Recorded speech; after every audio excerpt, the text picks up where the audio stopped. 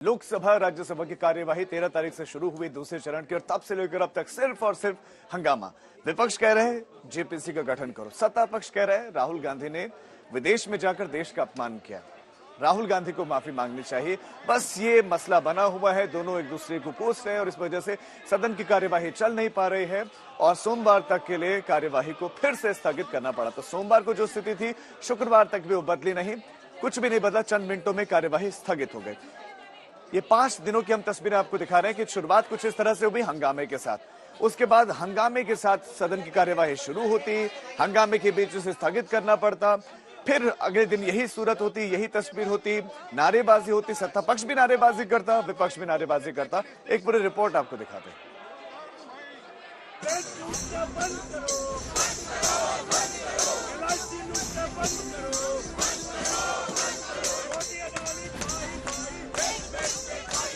विपक्ष की मोर्चाबंदी जारी, अडानी मामले पर जेपीसी की मांग जारी। संसद के दोनों सदनों की कार्यवाही सोमवार तक के लिए स्थगित हो गई तो कांग्रेस समेत करीब 16 विपक्षी दलों के सांसद बापू की मूर्ति के नीचे बैठ गए और सरकार के खिलाफ जमकर नारेबाजी की। इस प्रदर्शन में सोनिया और राहुल गांधी भी नजर आए। गांधी प्रतिमा के सामने कुछ इस तरह से विपक्ष के तमाम सांसद विरोध कर रहे हैं। आप देखिए यहाँ पे तमाम विपक्ष के नेता मौजूद है और जेपीसी की मांग हो रही है। लोकसभा ले लीजिए या फिर राज्यसभा ले लीजिए, लगातार हाउस चल नहीं पा रहा और इसके मद्देनजर यहाँ पे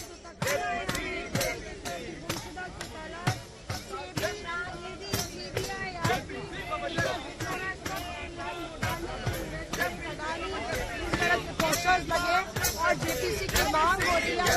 अंजाम नहीं निकलेगा कि देश की जनता समझेगी कि किस तरीके का पॉलिटिकल करप्शन हो रहा है, किस तरीके से केंद्र सरकार अडानी समूह को बचाने में लगी है, उनकी कोई कार्रवाई नहीं होने दे रही है।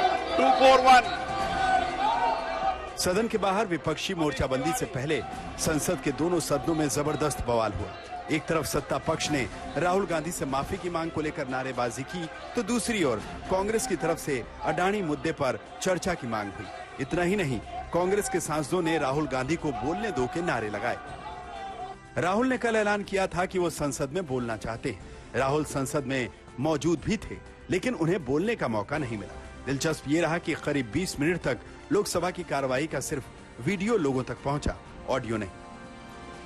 सत्तारूढ़ पक्ष की तरफ से निरंतर और लगातार नारेबाजी हो रही थी और अगर लोकसभा टेलीविजन का ऑडियो बंद था तो अध्यक्ष जी को इसको अपने संज्ञान में लेना चाहिए और ये पता करना चाहिए कि जब हाउस चल रहा है तो लोकसभा टीवी का ऑडियो क्यों बंद था।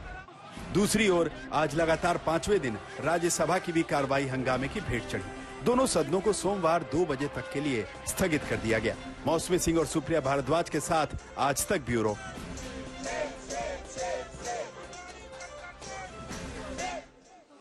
तो हमने आपको बताया कि किस तरह से कार्रवाई जो है स्थगित हुई, लेकिन अब आपको बताते हैं कि 5 दिन के अंदर कैसे कुछ ही मिनट जो है वो कार्रवाई चल पाई। 5 दिन 75 मिनट संसद चली, सोमवार को 29 मिनट, मंगलवार को 7 मिनट, बुधवार को केवल 15 मिनट और ये हर दिन का ब्यौरा हम आपको बता रहे हैं, जहां पर 5 दिन में 75 मिनट केवल संसद चली है, जो अपने आप में बताने के लिए काफी है कि ये सदन, ये बार जो सत्र था वो कितना हंगामेदार रहा। इसी को लेकर एक रिपोर्ट आपको दिखाते, जरा देखिए समझिए। 5 दिन और केवल 75 मिनट संसद।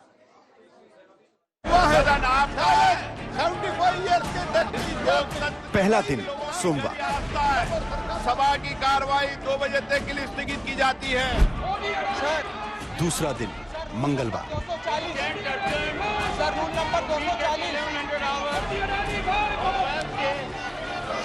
मार्च 2023 पेपर लाने की अनुमति है। तीसरा दिन बुधवार, सभा की कार्रवाई गुरुवार दिनांक 16 मार्च 2023 प्रातः 11 बजे तक के लिए स्थगित की जाती है। मेरा आप सभी को निवेदन है कि आप चर्चा चाहते हो या नहीं चाहते हो। चौथा दिन गुरुवार, दिनांक 70 मार्च 2023 को प्रातः 11 बजे तक के लिए स्थगित की जाती है। हाउस ऑर्डर माना चाहिए।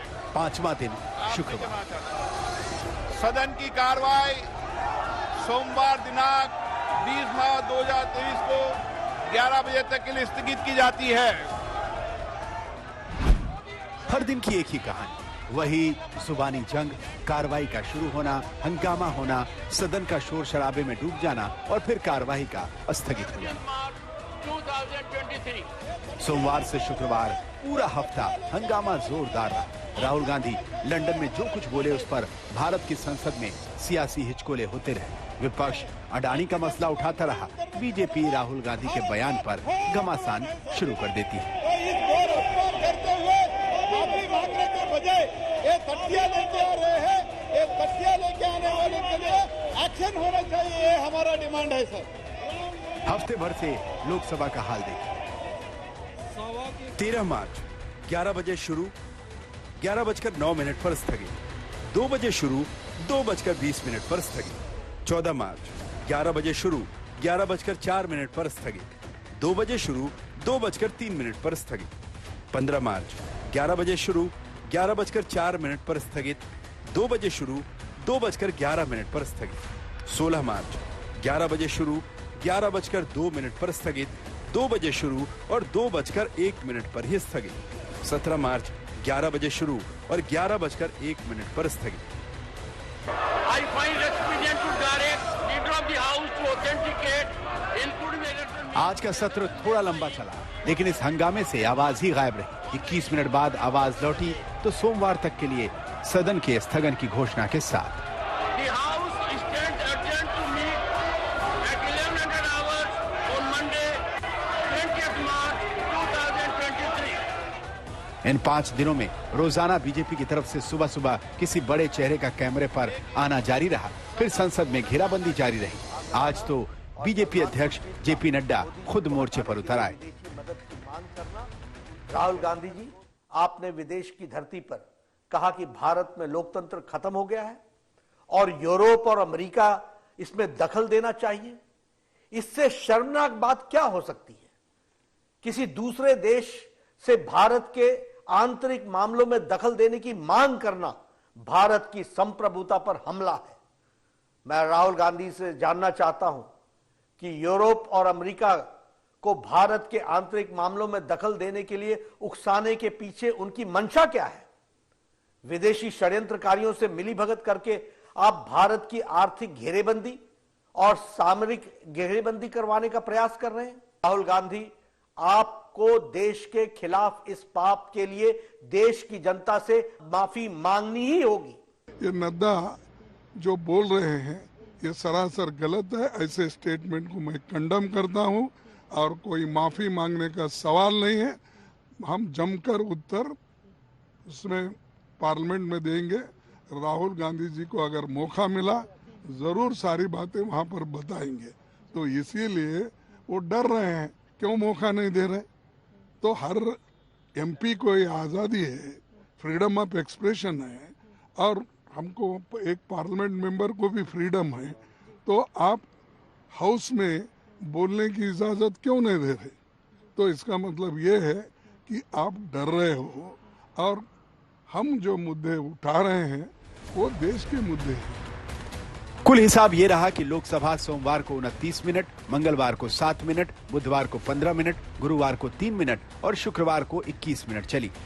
यानी 5 दिन में 75 मिनट भी ठीक से संसद नहीं चल पाई और आगे चल पाएगी इसकी कोई उम्मीद नहीं दिख रही। हिमांशु मिश्रा, दिल्ली, आज तक।